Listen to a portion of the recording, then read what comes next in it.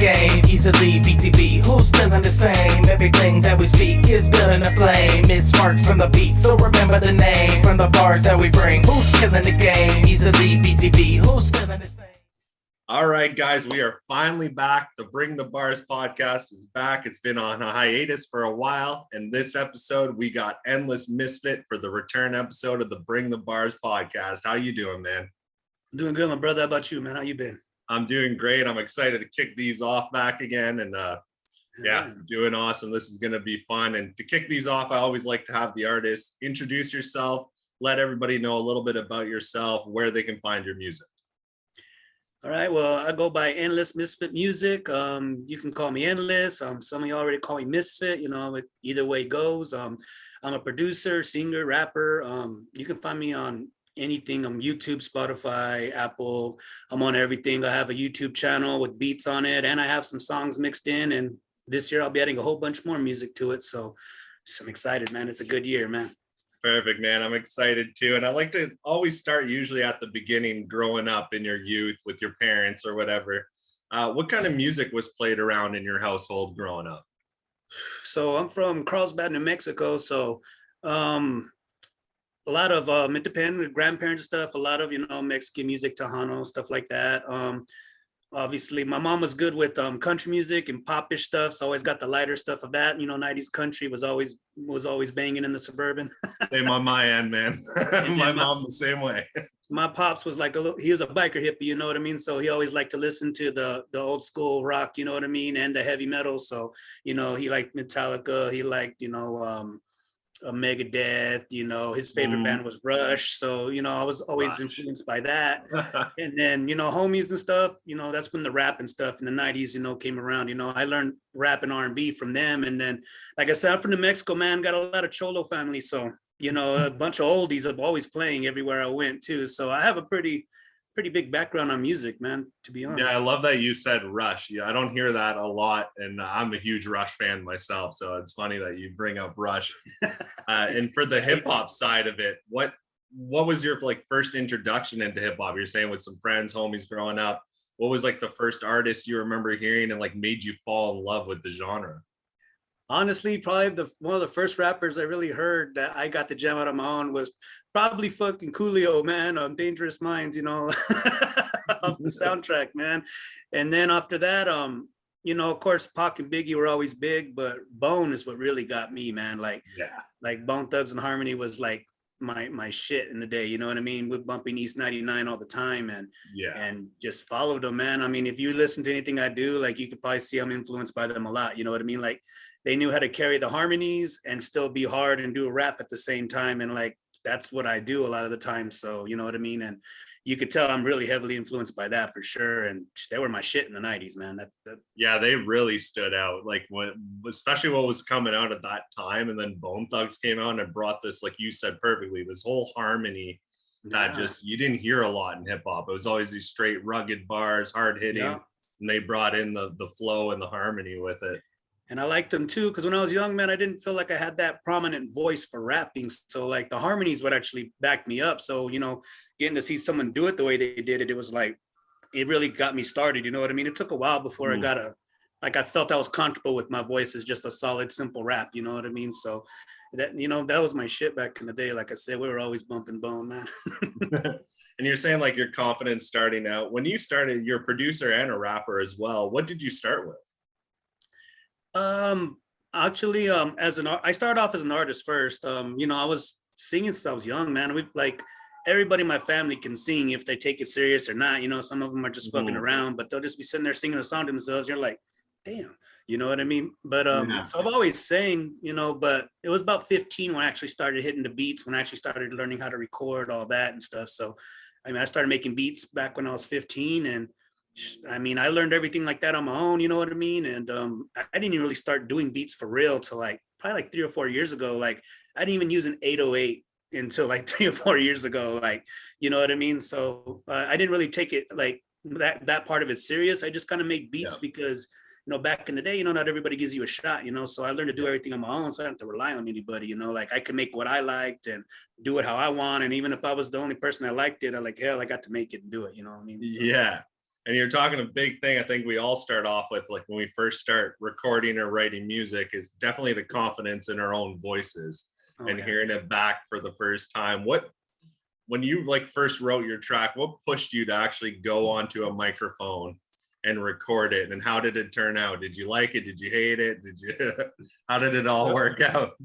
So actually, I started off with two groups back in the day. One, I grew up in school, you know, we were called Darkness and stuff. And honestly, I'm the only one left out of that. And then I got with another group. I used to work with one of my bosses at McDonald's. I was like 15, 16, and all her sons rapped, you know what I mean? And we went by Twisted Sin. I ended up joining up with them. But the first time I got on was, I used to sing a lot. After closing time, one day she's like, "Can I tell someone you sing?" I was like, "Yeah, sure." I didn't think nothing of it. And by then her man at the time, they introduced me to him and everything, and he brought me over and he put me on the mic for the first time. And that's why I met her oldest son. He goes by Mañoso. And we just hit it off at that point. And I just ended up becoming a group with them because they were all just starting out too. We were all 15, 16-ish. And how big was the group? That's why I learned how to put me on the Fruity Loops for the first time. By the end of that day, I had my homeboy ripping a illegal copy off the internet, and I just started with that, man. It was like a mixture of like 3 or 4 different versions, like 3, 5, and like 4, man. And I just learned how to make stuff on my own, and it wasn't very good at first, but yeah, especially the equipment we had back then when we started too, right? Oh, definitely. I have an album on my Spotify, everything on my catalog. It's called Home Sweet Home. It says 2019, but I actually made it in 08, man. If you listen to it, like you could tell like the levels ain't what they sound like now. You know what I mean? Like it was just a microphone from like a podium connected to the back of my computer that played, you know, Windows XP. You know what I mean? Yeah. So I was rough and rugged for a long time, man. I didn't start trying to get legit till a few years ago, man, to be honest. So yeah, I know. Like when I first started too, you always thought, you know, you just record it out and that's it too. You don't even think about dubs and highlights and all this shit that comes along with it, right? Yeah.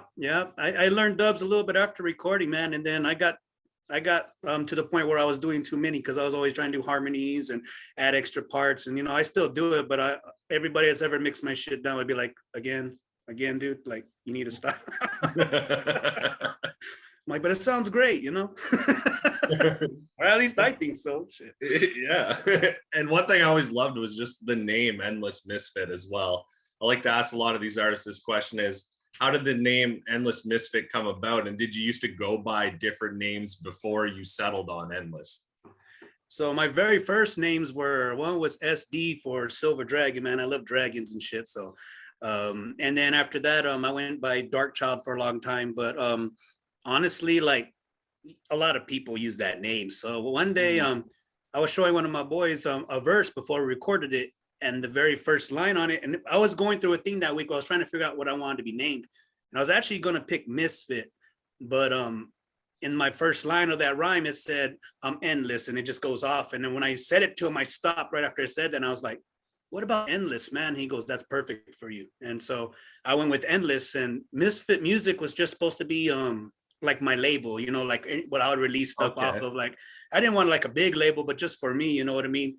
And when I started putting music out for real, like there's quite a few endlesses on the other side of the world, you know, and my music was getting mixed in with theirs and everything. So one day I was like, I got to do something different. And so I was like, you know what, how about I just mix both names? So it's Endless Misfit Music. And then that way, like nobody, if somebody has that, like, yeah, you're yeah. You know what I mean? So and it's even long. I hate that it's so long, but it keeps me on me. You know what I mean? And so like some people call me Endless, some say Endless Misfit, some say Misfit. Like I mean, it's all my name. So you know, it's like a first, middle name, last name, I guess. You know what I mean? So and you even got the unique spelling of it as well. For anybody who's listening, Misfit is MYSFIT, right? That's how you go with it. So that switches it up. But I know what you mean about getting mixed up with the other catalogs of artists that go by Endless or just Misfit as well. So putting it all together. Yeah, and I get to have all the names at the same time too, so it works. Yeah, I feel it, man. When I first started out, like in my teenage years, I went by the Enterprise. That was the name I originally went by. And the reason I switched it up was just because then I just kind of went like horrorcore rap, I guess I can say. I didn't, I didn't have life experiences or really even know how to rap back then. And then I was like, I got to switch this whole identity. Like, I'm not that person anymore. And that's how I came across KC, because I felt like I was just becoming a king of my own domain. And that's how I became KC KingCanada for me. That's the way to do it, my brother. That's the way to do it. Yeah, exactly. And to go on the producing route a little bit, you've been producing for a while. You make a lot of beats for a lot of artists. What motivates you or strikes you when you make a beat? Do you hear like a certain sound? Because I know nothing about producing beats myself. I've tried, and that's always been hard for me. But like, do you hear it in your head first, the idea you want to have? Like, how do you go about producing a beat? So to be honest, I rarely know what I'm going to make when I start. Like, I usually just kind of go through my catalog of sounds and stuff, and something I've heard 100 times just may hit me that one day, and I'd be like, oh shit, that sound will hit, and I'll just start going with it. I'm usually like to do melody first. I've always felt like I was pretty good with melodies and stuff. I just recently kind of started getting good with the drums, I feel, but yeah, like a lot of time it's just I kind of like to let it become its own thing, especially after I started trying to sell like beats, not just making them for me, because when you're making them for you, you want everything. Oh, I want this, and I don't know if you can tell, I'll always make my shit sound dark. Like, I cannot make happiness to fucking save my life sometimes. You know what I mean? So whenever I've been hit with a few custom beats here and there, and it's really been making me like get out of that. You know what I mean? Like, I'll still freestyle the beat, but I'll try to think of a certain way to go, and I try not to be attached to them no more. That way, like by the end, I'm like, I got to keep this. This is because I would try to keep everything, So, but yeah, I honestly just kind of just let the beat make itself. I kind of just sometimes let the beat become its own monster, and then once I got a good hang of what I'm going to do with it, I'm like, all right, let's go, and then I'll like get critical on it. But sometimes most of the time I just let it flow. I just see what happens, you know what I mean? And sometimes some of my best beats that have been sold or been done and they come out to be good tracks, they're accidents, man. Like, I didn't purposely like create them, you know what I mean? They created themselves. We just went with the flow, you know what I mean? Yeah, and the one beats you created, the one that you did, well, I won the beat actually, and then I gave it off to Sprite in my BTB label, and she did homage with it. That was like an incredible beat. And do you find it harder to make a beat for yourself or for another artist? Sometimes for another artist, because like when I'm making it for me, I can do everything I want, and like I can do it to the extreme of what I want, like I have, like I said, I have like a dark style and stuff, and a lot of my stuff, and like, even when I'm making like a happy song, it just has a dark tone to it. I don't know. I guess that's just fucking music to my ears. But, as far as that goes, like, oh man, I lost track of thought. No worries. What were we saying? Just which one you prefer, like which one's easier for you in your head to make it for an artist or for yourself? So after I detached myself from like the beat, like it made it easier to make beats, because then I could just let it become whatever it wants to. I didn't put so much restriction. So I guess sometimes it depends, but I mean, it is easier for me because like I know, like, when I'm making it, I'm like I like that or I don't like that, whereas like sometimes I put stuff out there and like it's up to that person whether they like it or not, Yeah.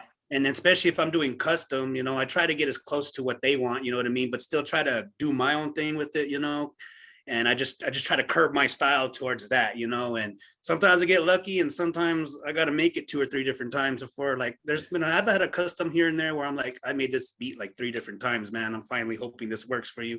And then sometimes I'm just hard on myself. Like sometimes I'm just like, man, this shit sucks. I don't fucking like it. And then they hear it and they're like, oh, that's badass, bro. And I'm like, all right, cool, shit. Yeah, especially you can ask 10 people, even with a song somebody makes or a beat, you can ask 10 people, 5 will like it and 5 won't like it. So to try to hit it on the head, it's got to be tough to do. And which way do you prefer? Like if I was to hit you up and I wanted a custom beat, how would you prefer like me explaining it to you? Like, would you like me to say like, oh, a Drake style type beat, or would you like me to explain kind of where I want the drums? Like, how do you like it being explained to you? Okay, so as far as that goes, if you notice when I sell beats, I don't ever put like this type. I just kind of give it a name and go. It's because I suck at telling you what type of beat. Like, it's hard for me to be like, oh man, Drake's gonna be on this, or hey man, Tech9 will love this. Like, I really don't know. Like, and sometimes when I even hear producer beats and they say it's that type, I'll listen to it and I'll be like, would they really Really? get down to that? You know what I mean? Like sometimes I think it's just more for the sale, the promotion of it, you know what I mean? Just, you know, so people will find it really. But as far as usually some people might give me an example of a beat or a song that they like, and I'm like, okay, you know what I mean? And I'll try to do a vibe like that, you know what I mean? I've had people try to get me to do remakes, but I don't like to do remakes, you know what I mean? Like to me, it's just like, I'm not the right guy for that. Yeah. But I usually, people just tell me what they're kind of wanting, you know, and I just do my best to understand and do it, you know. Like I've had a few people just tell me a few things, like with the 100 proof with Chronos, like he just kind of gave me like one sentence of what he wanted, and I worked with him enough to kind of know what he wanted, you know what I mean? And I already knew that Diesel and Jumping Joe were going to be on it, so like already hearing their music, I was like, okay, yeah, this is my field. I know, I feel comfortable, you know, especially with Jumping having, you know, West Coast style and everything, and that's what they were wanting, so it was easier to make that, you know. So but sometimes I get something and I'm like, I don't know, man, I'll try. And you know, and I've been successful so far, but sometimes it's not as easy. Sometimes it kind of like gets me going like, oh, I'm gonna do this. Well, it's always nice too when you like, and I know you listen to the artist, especially being a producer. So like you said perfectly, that once you knew Jumpin' Joe and you know Chronos really well, you guys work together so much. Oh like, yeah, you know kind of what to hit. So exactly. that must help a lot with that. And you know, you started this whole thing with producing, you sell your own beats now. What would be one piece of advice you give to like an up and coming producer that you learned trial and error or anything like that? Probably that trial and error is a lot to it. I've, you know, done a lot of different things to try to get, you know, going and everything, you know, I've done from promoting, I've done to, you know, trying to make cool videos, you know, just trying to do, you know, everything I can, you know, working on my craft, actually trying to make really good beats. The hardest thing I think is just, you got to network, you know what I mean? And it's not the easiest thing for everybody. Like, you know, I'm not too bad with networking, but sometimes, you know, I get hard on social media, and then like, you know, this last year, especially, you know, I had gotten sick and I was out the game for a while, you know, and matter of fact, I appreciate you checking on me, man, because you didn't even know what was up with me and you just noticed I was gone. So Yeah, no problem. I appreciate that.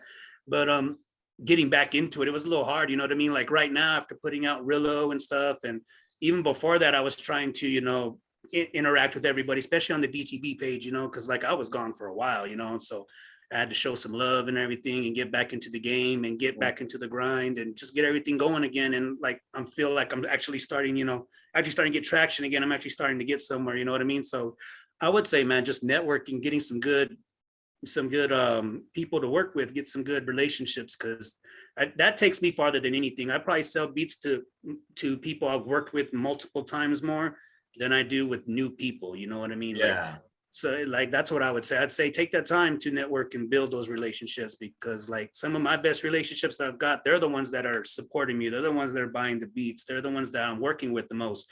Like Chronos is probably the most I've sold beats to and worked with. And like, I work with him so much, sometimes I don't even charge him. Sometimes I'm like, here you go, brother. Cause he's just always, you know, working with me like that. And that's how I like to be. Like, that's how I want it to be. It is business, but you know, I want to connect. I've learned, instead of just trying to sell beats to everybody, like right now, you know, especially at these early stages, I'm just trying to build them relationships. And I mean, honestly, like, I feel like I'm working with people who are consistent in their craft. They're always working, doing something, like, especially like in the BTB part of it, man, everybody's always doing something. Like, I could stay busy just trying to keep up with everybody's music and everything they're doing, you know? So that would be my first thing. And it takes time, man. It takes patience. Like, I didn't sell a beat probably my first year. I probably don't think I sold a beat at all.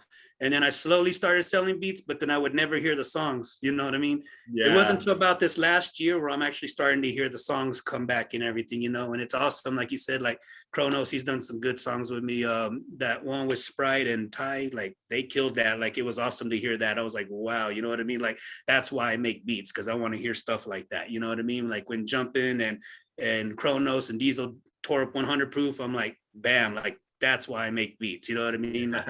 Like, I want to feel like I don't want to let go of that beat, but then I want to be like, fuck yeah, I'm glad I let go of that beat. You know what I mean? And yeah, it must like, feel nice. Like 2 Kings with Nagasi and Chronos, like I wasn't going to sell that beat.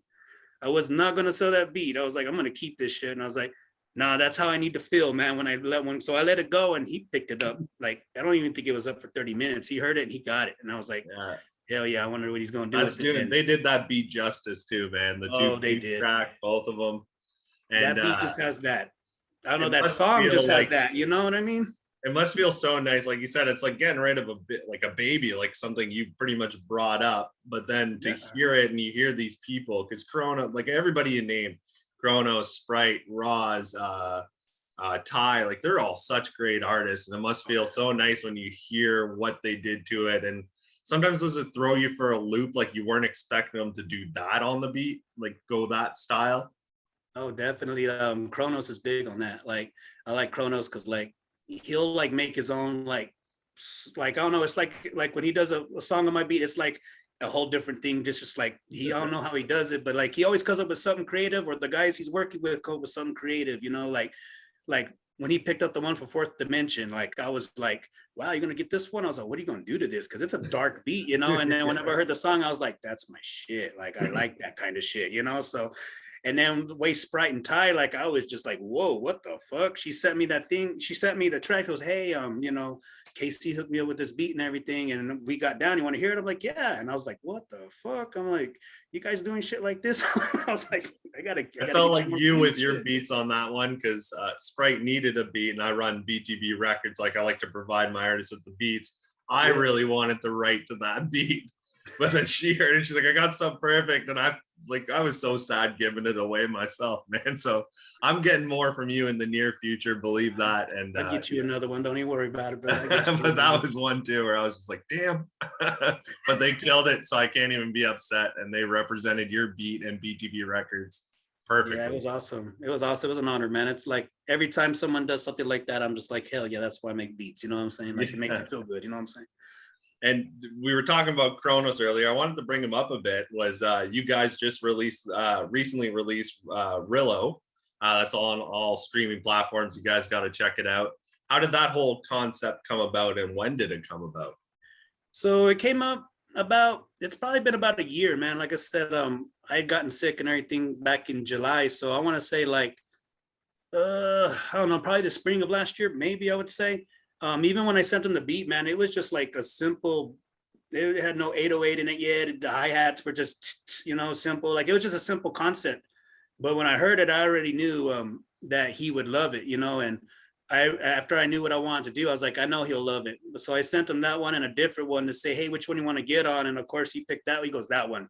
I was like, hell yeah, cool. And I told him, well, you bring it, go ahead and bring it in. I said, I just need one of it's Chronos, baby, in the front of it. You know what I mean? And do whatever you want at the beginning and go ahead and bring it in. He's like, hell yeah. And a little after a while, he sent it to me and I was like, hell yeah. And then before I recorded it though, I got real sick and I didn't record it till Christmas break, man. And honestly, it took me almost all day to do it because I just kept messing up. Like I had to build my breath and everything back up. Like, even the show I just did with them, that was the first time I was on stage in 20 years. And like, it took a long time to get, like, I wanted to do both verses, but just to be safe, I just did one in the hook, you know what I mean? And it came out good, man. Everything went well. Like I had a good time, you know what I'm saying? So, I mean, that's how that came about, you know? And like, I already knew, like, I already worked with him for a while to know, like, he's going to like that beat. So I hit him up right away so I can get him on the project and boom, that's how that happened. So everything turned out great. Like it's been playing the most that I've had out of any song so far. Like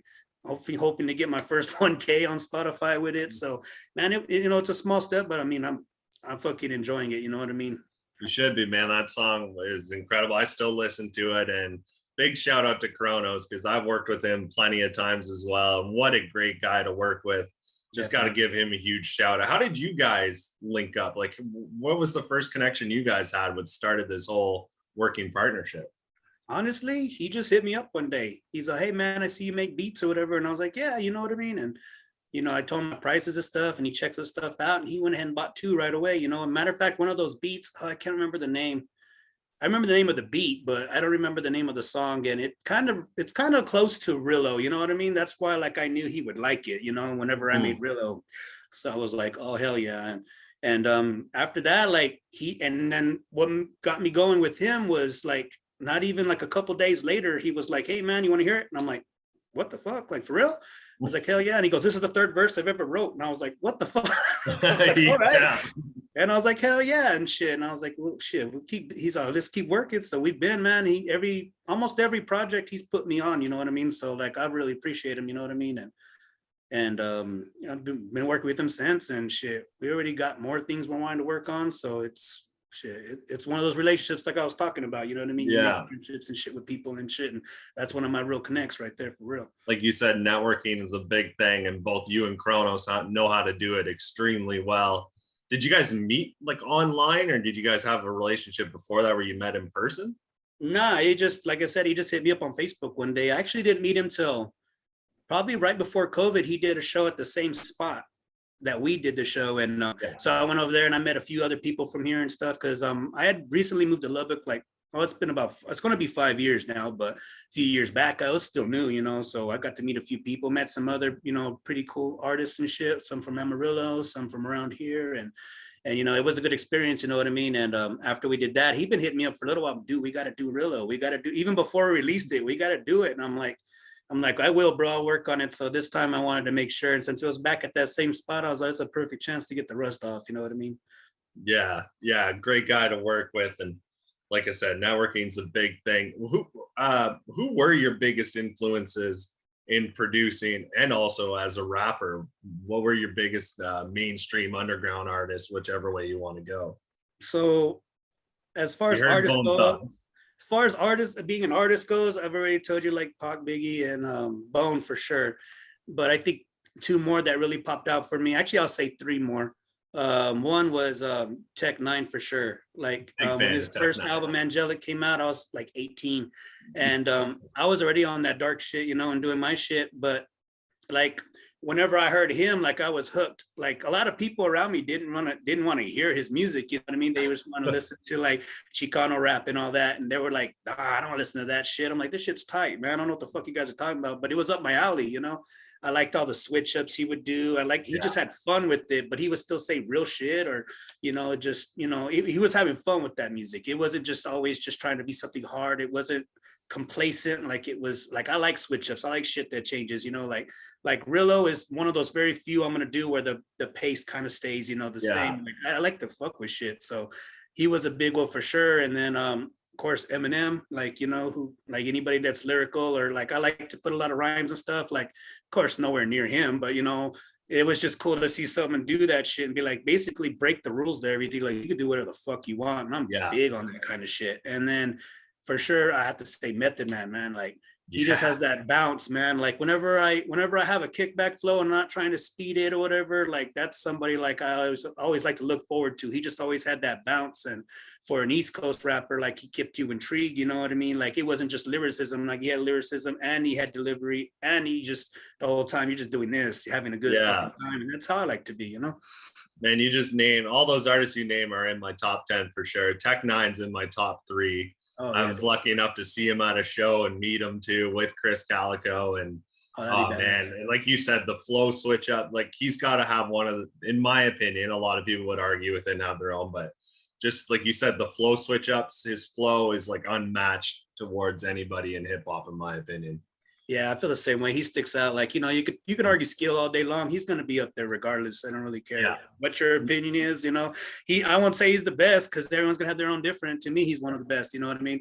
And then like the switch up, the creativity, like the harmonies, like they do all that stuff, you know, and that's just stuff I like to do. So it was cool to see somebody fucking leading the way, I guess you could say, you know what I mean? I've had many years to, you know, hear other people come out, like people like that, you know, they changed the game, you know what I mean? Like Bone, they changed the game. Like you said, the harmonies and shit were never fucking there. Now fucking everybody has harmony, hell, auto-tune, whatever, like it's got harmony, you know what I mean? Like that's what everything is these days. And hell, it makes shit a lot better, I think. It makes it more creative and fun, you know?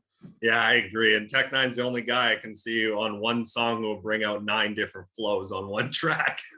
Exactly. You know what I mean? Exactly. Man, he's nuts. So, as far as, go ahead. So as far as producing, of course, I've always liked, you know, Dre for sure.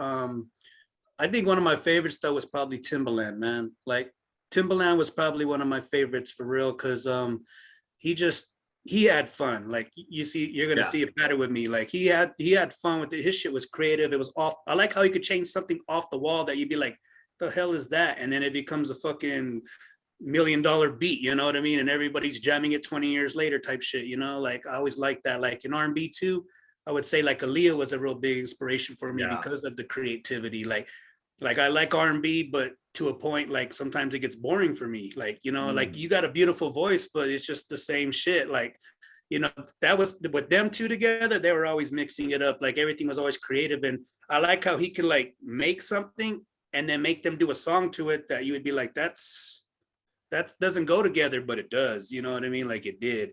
And I'm big on that too. You know what I mean? Like I'm the type of guy that would do a love song for my wife on a dark beat, and she would absolutely love it. You know what I mean? Like, and and I'll get away with it because that's what I like to do. You know? Yeah, man. And yeah, I couldn't agree more with that. Especially Timbaland, the producer side of it, because I know he produced "Dirt Off Your Shoulder" for Jay-Z, and that's one of my favorite beats. Oh yeah, that one just hit hard, and I always love that.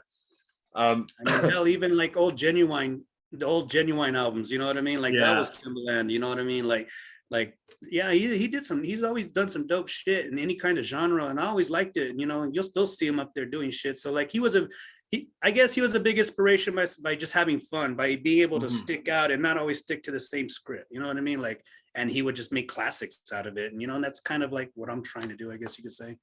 Yeah, that's just it, man. Have fun with it and be yourself with it. That's the one big thing I learned and still apply to my music today. Definitely be yourself with it and have fun. Yeah. Excuse me.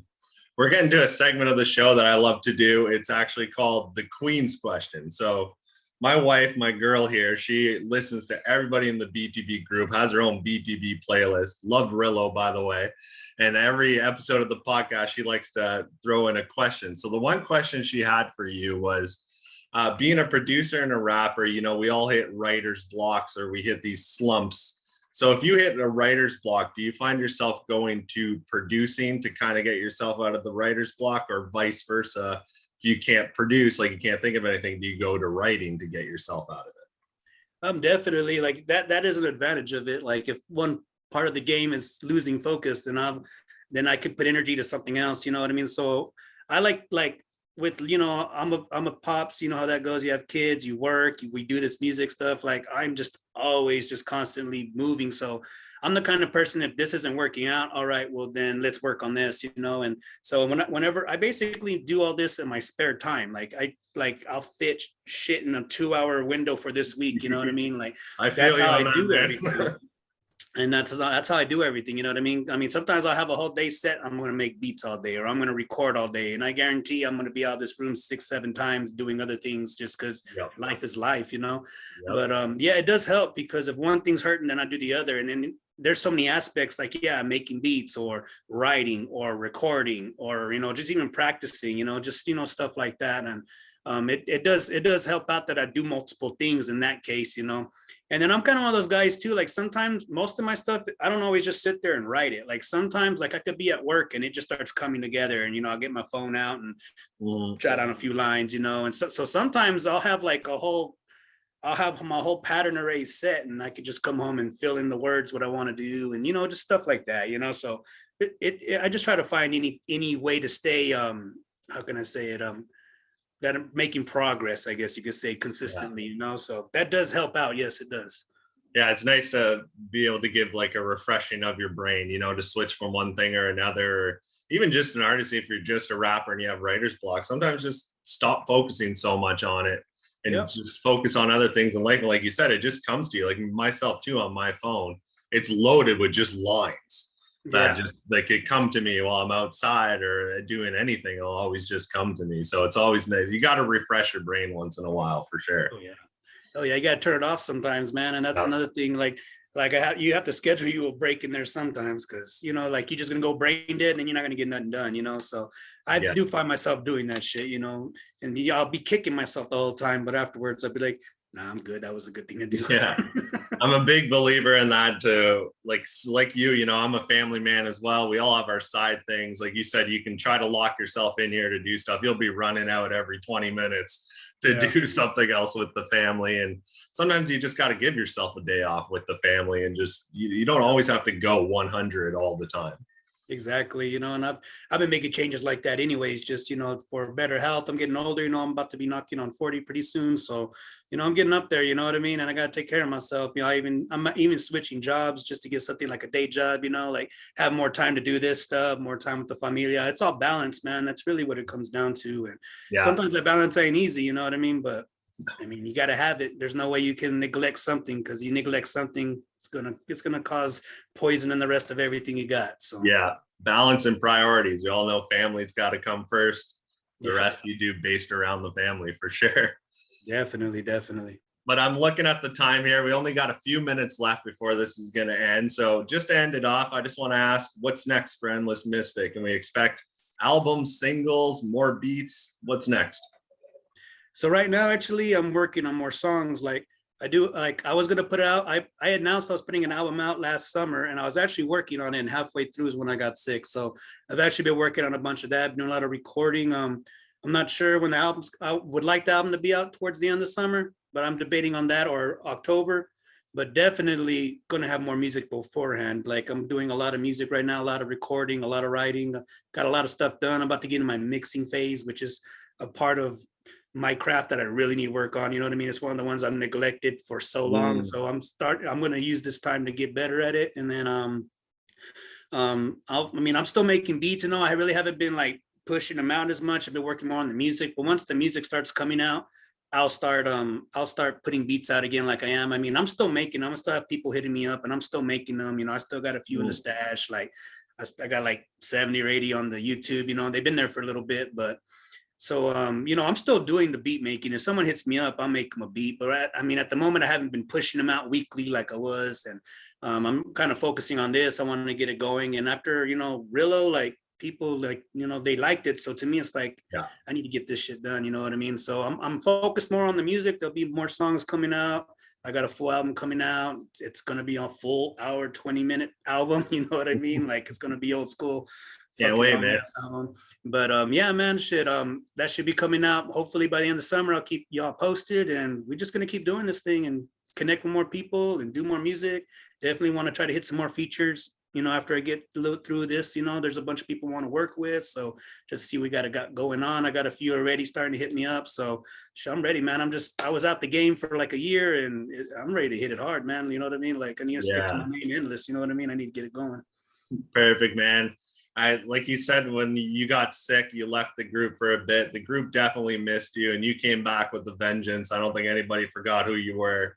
And just hearing this, you're back at it, back with music. Because even when you first came in the group, I only really knew you as a producer. Yeah, so exactly. I didn't hear a lot of your songs. You didn't share. It was always beats, and then slowly hearing your music, and now this album, man, I'm really excited for it. Glad to have you back in the group. Glad you're feeling better, and just thank you for being a part of BTB and being on this podcast, man. Appreciate you, brother. Before we go, just give a quick shout out, man, to my boy Drew, my boy Sawed Off, Twisted Sin, Darkness, you know, fucking Carlsbad, New Mexico, now Lubbock, Texas, you know, and much love to all the BTB family, man. They've been showing me nothing but love, man. I appreciate it like a motherfucker. I appreciate you for everything you do, my brother. And man, thanks for having me, man. Shit, I wasn't thinking I was going to win this shit like that. You know what I mean? I was like, I'll eventually get there, but you're like, first one back, it's you. I'm like, oh shit. And I was like, all right, cool, let's do this. I'm glad it did, man. Thank you very much. Let those people you shout out know about BTB. They're more than welcome to join. And I'm going to let you go spend the rest of the night with your family. And thanks again, man. Sounds good, my brother. I appreciate you, man. Thanks for having me. Have a good one. Uno.